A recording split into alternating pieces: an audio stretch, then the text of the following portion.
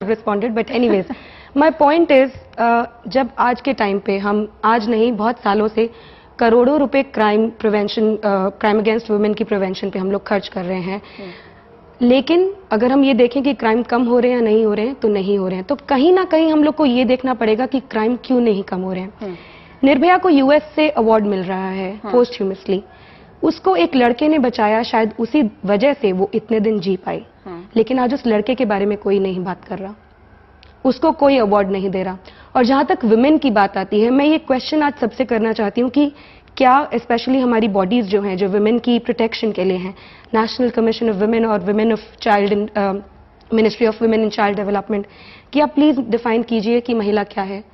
Kadambini, I would like to tell you कि 99 से लेकर 2011 में जो डाउरी लॉज और डोमेस्टिक वायलेंस लॉज, ये जो लॉज हैं, इसमें 4,07,000 वुमेन अरेस्ट हो चुकी हैं। इन्वेस्टिगेशन से पहले पुलिस घर से पकड़ के ले जाती है, जबकि इन्वेस्टिगेशन तब तक हुई भी नहीं होती है।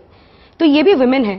और आरटीआई के फॉर्मल रिप्लाई में उनको हमने जब पूछा कि क्या वुमेन जो कि एक सास और ननद है, उसके राइट्स के बारे में भी हम बात कर सकते हैं, क्या वो प्रताड़ित नहीं हो सकती हैं अपनी बहू के दौरान, तो उन्होंने बोला ये हमारे दायरे से बाहर की बात है।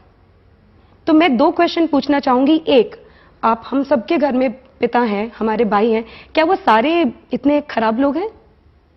हाँ, क्या अच्छे लोग बच्चे नहीं हैं? और दूसरा ये कि औरत नहीं, यहाँ पे यही सवाल यही है। मैं एक बात बोलूंगी, एक चीज मैं बोलना चाहूंगी। कोई भी मीडिया में आप रिपोर्ट देखिए, अगर एक लड़के ने कुछ लड़की के साथ गलत किया है, उसमें कमेंट्स देखिए, पास्टर्ड, रेपिस्ट, बहुत ही गलत, सॉरी मैं मीडिया पे ये वर्ड्स यूज कर रही हूँ, बट एक्चुअली ऐसे ही कमेंट्स होते हैं।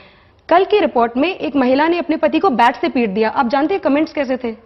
इसको तो इंडियन क्रिकेट टीम में ले लेना चाहिए। तो जब हम इतना ज्यादा डिफरेंशिएट कर रहे हैं, एक्चुअली मेंस को डेमोनाइज कर रहे हैं, तो हम लोग, मुझे नहीं लगता कि नजमा हिप्तुल्लाह ने मीडिया में कहा कि 48 ऐसे लॉज हैं जो विमेन सेंट्रिक हैं प्रोटेक्शन के लिए। इतने सारे लॉज होने के बावजूद भी अगर ये सब सिचुएशन में है, तो हमें सीरियसली सोचना पड़ेगा कि सिर्फ डेमोनाइज करने या फिर सिर्फ ये बोलने कि मेन ही रिस्पॉन्सिबल है, वो सच है। लेकिन एक चीज मैं आपके पास, वृंदा, आपके पास आने से पहले एक चीज जरूर कहना चाहूंगी कि कई केसेस, शायद सुमन आपने भी देखा होगा कि कई केसेस ऐसे होते हैं जहां पर जो पीड़ित होता है उसका जो अब्यूजर होता है, वो न सिर्फ एक अच्छा फादर होता है, बल्कि अच्छा पड़ोसी होगा और अच्छा उसके एक इमेज बना होगा, सब उसका एक अलग एक पूरी लाइफ होती है। लेकिन उसी साथ के साथ पैरेलल वो एक अब्यूजर भी होता है। ये चीज इन दोनों ने देखा होगा, दोनों इस फील्ड में काम कर रही हैं, चाहे सुमन हो चाहे वृंदा हो जी। तो वो फैक्टर वहां पे रहता है, शायद वो सबसे बड़ा फैक्टर। इसका ये मतलब नहीं है कि कोई भी पुरुषों से नफरत करता है, नहीं ऐसा नहीं है। वृंदा, आप कुछ कहना चाहते हैं? बस वो देखना है कि जो हमारे historically women have been mistreated, they have been ill treated, और एक जो हमारा हिस्टोरिक वो हम लेते आए हैं अपने साथ, that women is a second class citizen, उसको देखते हुए आपको देखना है कि कानून पहले आए क्यों, why do we need positive discrimination, उसके बाद हमें बात करनी है। इसमें एक्चुअली मुझे इनकी आर्ग्यूमेंट समझ में नहीं आई, क्योंकि वो कहीं गोल गई और उसमें तथ्य नहीं थे कि इतने कानून बनाए मगर क्राइम नहीं गिरा और इतना पैसा खर्च हुआ। तो वैसे तो आर्मी भी बनाई गई, बहुत सारे लॉज बनाए गए, मगर आज भी वॉर चलती है दुनिया में, तो ये कोई आर्ग्यूमेंट नहीं है।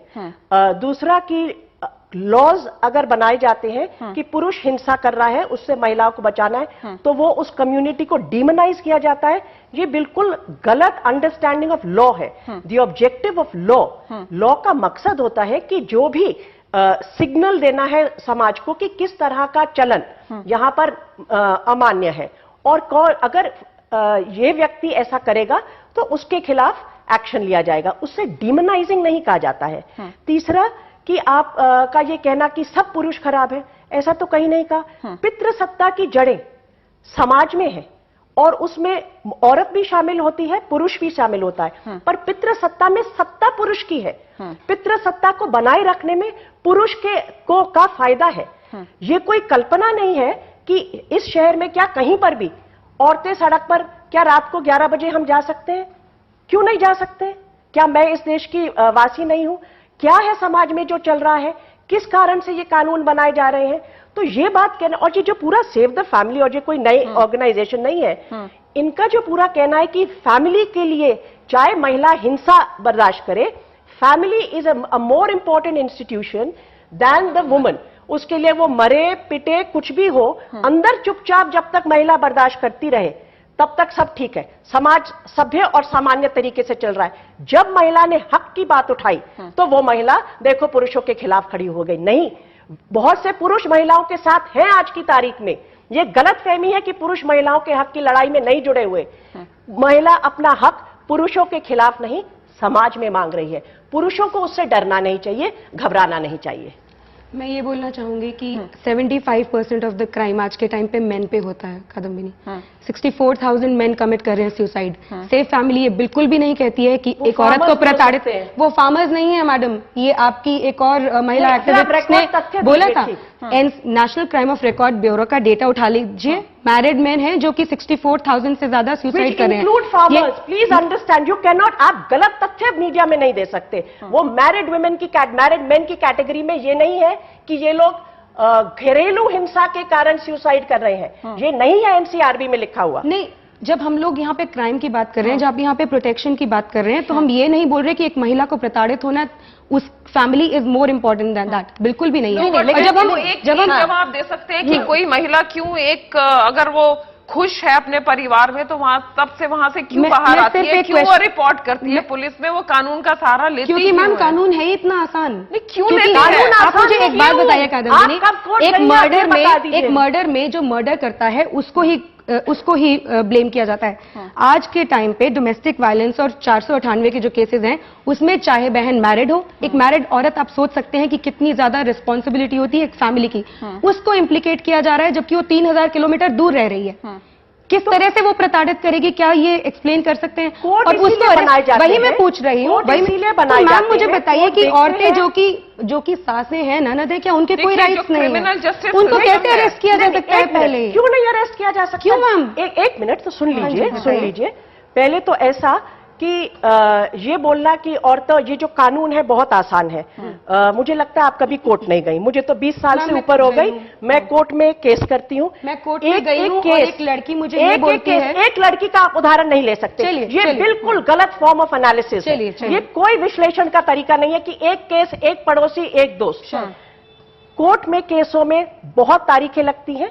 जो केस डालती है वो तंग आ जाती है, थक जाती है उन तारीखों पर जा जाकर कि अब गवाही होगी, अब फैसला होगा, अब जिरह होगी। वकील लोग तारीखें लेते हैं, वकीलों का उसमें बहुत बड़ा हाथ होता है। तो ये कहना कि केस डालना आसान है और कोर्ट में केस लड़ना आसान है, ये तो बिल्कुल मेरी प्रैक्टिस में तो मैंने ये नहीं देखा। मुझे नहीं मालूम आप कौन सी अदालत में जाती हैं। दूसरा, I second that, I agree with that, क्योंकि हमारे यहाँ भी जब महिलाएं आती हैं वो तभी आती हैं जब उनको कोई ऑप्शन नहीं है और उनको सपोर्ट है, क्योंकि उनको पता नहीं है कि वो कल अगर आज उनको घर से निकाल दिया गया तो वो कहाँ रहेंगी, अपने बच्चों को कैसे पालेंगी।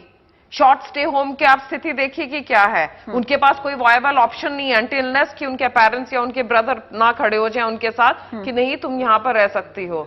आप अगर देखें मेंटेनेंस का, तो वृंदा बताएंगे कि कितना टाइम लग जाता है इंटरिम मेंटेनेंस के ऑर्डर में ही, राइट टू रेजिडेंस के ऑर्डर में भी कितना टाइम लग जाता है और क्या मुश्किलें आती हैं इतनी वो लेने के लिए, to get some benefits out of relief, इतनी सी रिलीफ लेने के लिए कितना टाइम लग जाता है। जहां तक कानून का सवाल है, किसी भी कानून को मिसयूज किया जा सकता है। एंटी टेरर लॉज को देखिए, आप देखिए एंटी टेरर लॉज तो सेव द फैमिली को फिर बोलना चाहिए एंटी टेरर लॉज हटा दीजिए, क्योंकि उसमें तो मुसलमानों को बार बार पकड़ के फिर बाद में अक्विट कर दिया जाता है। इसीलिए कोर्ट सिस्टम बनाया जाता है ना। तो अगर किसी को अरेस्ट किया है तो कोर्ट उसको देखेगा।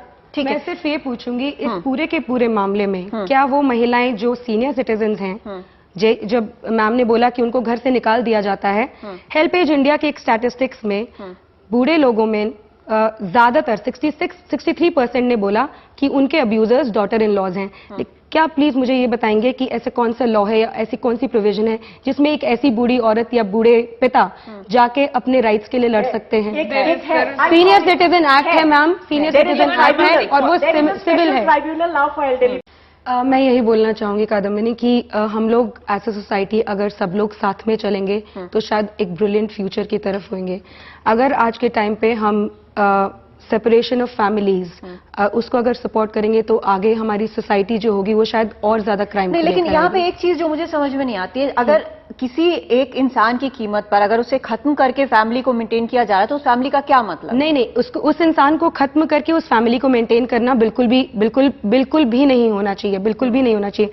लेकिन एक सॉल्यूशन है, अगर दो लोग साथ में नहीं रहना चाहते हैं, हमारे लॉज अब आ रहे हैं, एक रिट्रीवल ब्रेकडाउन ऑफ मैरिज, जहां तक वो बात आती है कि वो डिवोर्स बहुत जल्दी करवा देगा, वो शायद सही है। लेकिन अगर एक लड़की कहती है डिवोर्स के लिए तो लड़का उसको अपोज नहीं कर सकता है। लेकिन बेसिक सवाल यहाँ पर नहीं दीपिका, बेसिक सवाल यहाँ पर जो लगातार हम चर्चा कर रहे हैं, अपने मेहमानों से भी हम चर्चा कर रहे हैं, बेसिक सवाल यहाँ पर ह्यूमन राइट्स का है। It is not women's right, it's human rights, क्योंकि ह्यूमन राइट्स डिप्राइव किए गए महिलाओं के, वही वजह है कि इतना ज्यादा शोर हुआ है, इतना ज्यादा लोग उठकर आए। ऐसा नहीं है कि आज जो निर्भया जो है जिसके लिए अवार्ड दिए जा रहे हैं, चाहे यूएस में चाहे यहाँ पर अवार्ड दिए जा रहे हैं, ऐसा नहीं है कि बहुत कोई क्या कहते हैं उसको, बहुत बहादुरी का कुछ ऐसा कर लिया, लेकिन वो एक सिंबल भी है, जहां हम जो कुछ नहीं कर पाए हैं उसका भी एक सिंबल है, उसको उस तरह भी शायद हमें देखना जरूरी है। वृंदा, इस बात से इत्तेफाक